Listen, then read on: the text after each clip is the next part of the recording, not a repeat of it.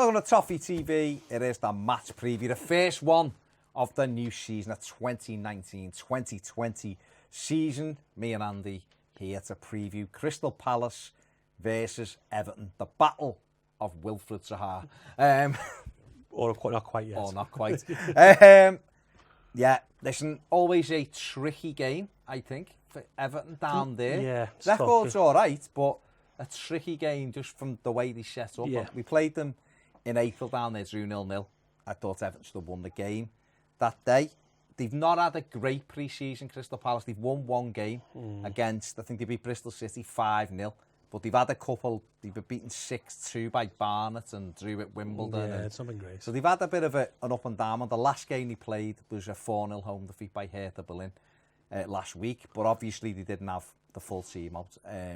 Wilfred Zaha only returned to training, I think, the other day. Don't know whether he's going to be available and play. Obviously the transfer stuff, the transfer request and everything else has put him in a little bit of an awkward situation. The stories are now that he'll try and get a move to a European side before the 2nd of September. I don't know whether that's true. But just on the game itself without Zaha, are you confident or...? Yeah, I'm pretty confident. I don't think you're going to see many of either team's new signings in either game. They've got Camarasa, they signed McCarthy.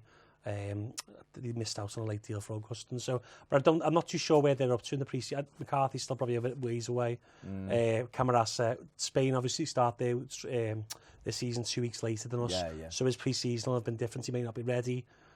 And Gary Cahill probably hasn't trained in about 3 months, so I don't think he'll play either. So I think it'll be pretty much a game of last season's teams against each other without Garner, without Gay and Zuma. But I think we'll win. I think a 1-0, 2-1.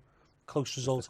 I think they're going to set up like in the low block, 2 centre backs, 2 narrow full backs, trying to squeeze the space, and they'll obviously want us to play around them because I don't think they'll want to lose the first game of the season. Really, you don't get as many mad results on the first day, do you? Usually, is the sort of.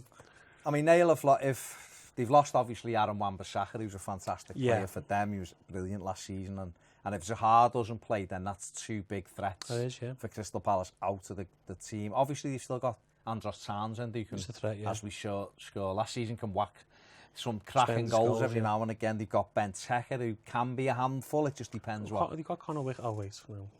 Depends. But these players can be awkward on day one, isn't it? So the midfields are usually the quite industrious midfield. McArthur, Milivojevic.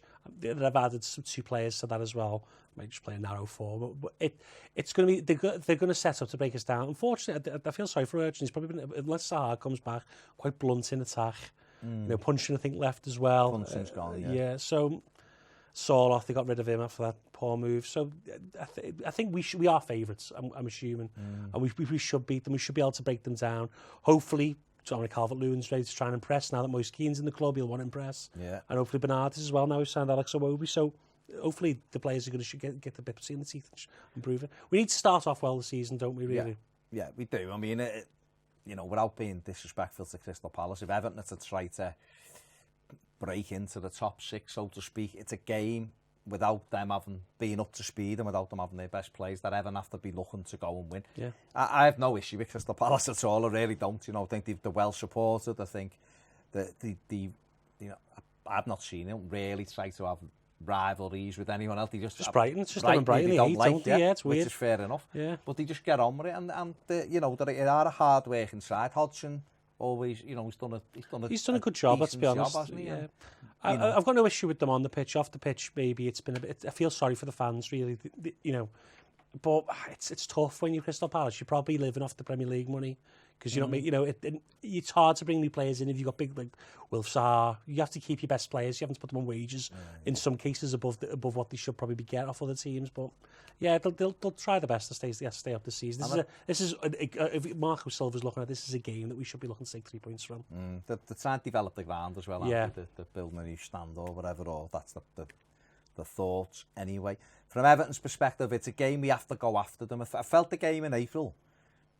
Dominic Calvert-Lewin had 2 early decent chances. He should have really scored.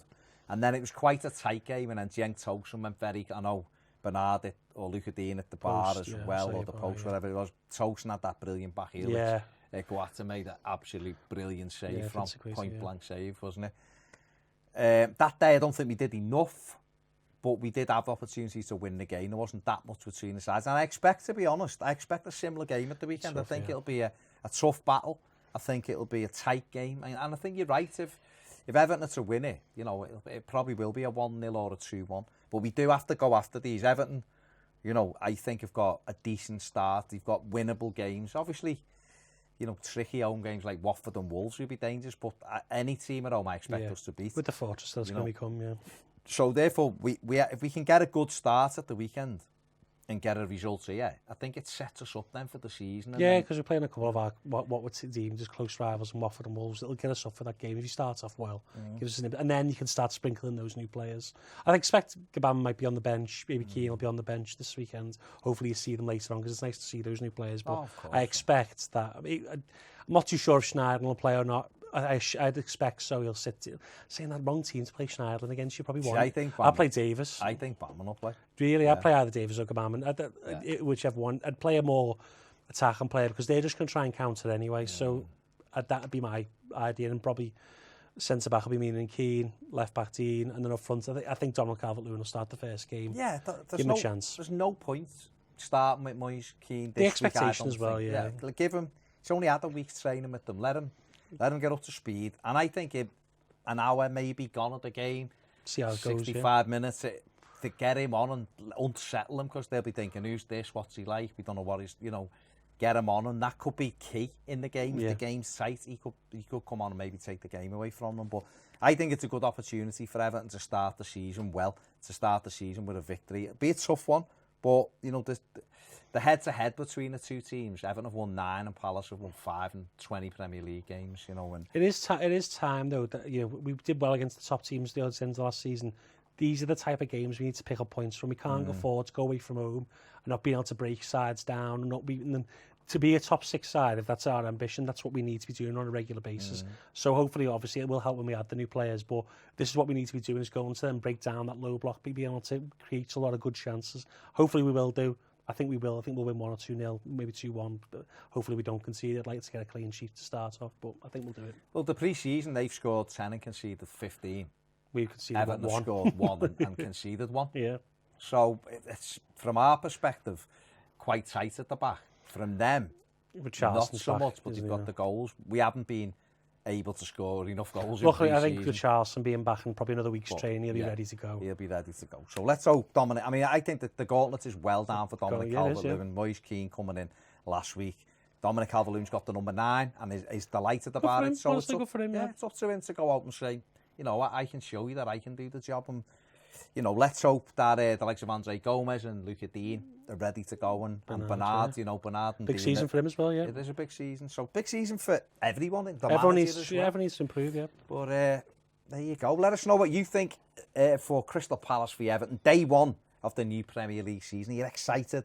Are you happy to put that transfer window behind us now and get ready to go? You know, and this is an opportunity, albeit it'll be a tough game.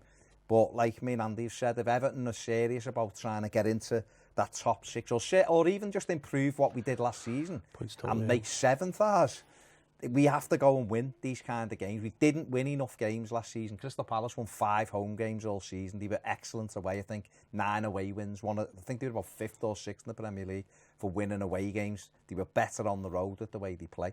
Everton have got to improve that. It's away form. That's been a problem for nearly I think we won 5 away games. Yeah, 2 years. It's been a bit of a rough patch. So that's another thing we need to improve. So let's see if we can do it. Last season we went to Wolves and drew 2-2. Let's go one better. Let's go to Palace on Saturday. Let's get the 3 points and have a good start to the season and see where we go. No red cards. And no red cards. Big thanks. VAR, isn't it? Yeah. Oh. Let's see what happens. Big thanks to Andy for joining me on that. If you want to follow Andy on Twitter, it's @LPavotti FTBL. Make sure you get over and follow him. Loads of information on all kinds of players that you probably haven't even heard of, as well as the ones you have. It's excellent. See you later on Toffee TV.